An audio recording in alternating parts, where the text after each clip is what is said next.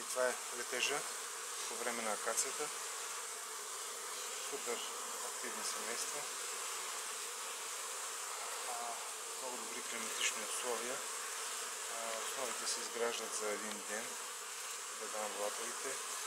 Корпусите МК се изграждат по спомени от друга година с такива климатични условия за около 4-5 дена. Съответно се наливат и тази година, за разлика от миналата, може би ще се поздравим с по-добри постижения. Това е в момента от краткото стендир.